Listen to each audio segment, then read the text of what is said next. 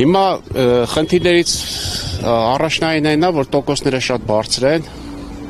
պետք է նվազեցվի եւ մենք турք հարկ վճարելով, գտնվելով հարկային դաշտում, ոչ մի առավելություն չունենք։ Չենք օգտվում պետական ոչ մի ծառայությունից եւ արտոնություններից չենք օգտվում։ Բանկերը մեզ գումար չեն հատկացնում, որովհետեւ այս պահին, այո, վարորդներ կա, որ հիմնական իրանց աշխատանքն է, վարորդներ կա, որ երկրորդական աշխատանքն է։ Հիմա մենք ցանկանում ենք բոլոր վարորդները, որպեսզի ստաժ համարվի, որովհետև մենք պետական բյուջե փող ենք, գումար ենք վճարում ամեն պատվերից։ Եվ ունենանք արտոնություններ, ոնց որ մյուս աշխատողները գրանցված։ Առայժմ այդ է պահանջները։ Այստեղ միայն Yandex ծառայությունից օգտվող վարորդներ։ Չեմ կարող ասել, կարող է մյուս on-line հարթակի աշխատակիցները լինեն, բայց Yandex-ի աշխատակիցները ավելի շատ են, էլի։ Ստորագրահավաք եք պատրաստվում իրականացնել, ինչ ստորագրահավաք է, ինչ բովանդակությամբ հաստատվել։ Բովանդակությունը այն էր, որ ներկայացրեցի հիմնական, որ պահանջում ենք երկրի ղեկավար պարոն Փաշինյանից,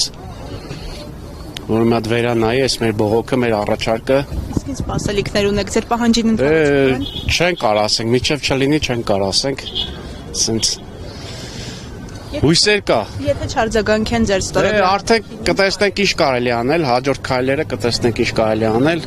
Հիմա այս պահին ոչինչ պլանավորած չունենք, որովհետև հույսեր ունենք, որպեսզի այս մեր պահանջը, մեր առաջարկը կատարվի, կվերանայվի, որովհետև արդար պահանջ է, էլի։ Մենք մեր քրտինքով գումար ենք աշխատում, հարկերից չենք խուսափում, մուծում ենք հարկերը, բայց չունենք ոչ մի առավելություն, չունենք ոչ մի արտոնություն։ Իսկ փորձել եք զրուցել ձեր ծառայություններ մատուցող ընկերության հետ, հարցը լուծել, ու այս դեպքում Yandex-ի հետ ու որևէ խնդրի լուծման շուրջ բանակցություններ անցկացնել։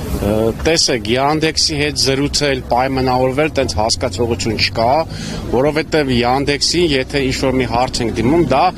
միայն գրավոր աջակցության միջոցով։ Հիմնական պատասխանում են չաթ-բոտերը,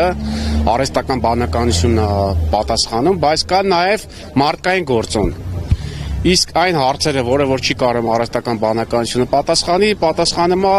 արդեն օպերատորները, որոնք իմ կարծիքով մարդիկ են։ Ղեկավարության մենք չենք ճանաչում, մեզ անհասանելի է ղեկավարությունը միայն գրավոր բանով, հաղորդագրության միջոցով, որն էր որ հիմնական նույն անգիրարած պատասխաններն է հնչում մեր հարցերի կամ խնդիրների դեպքում։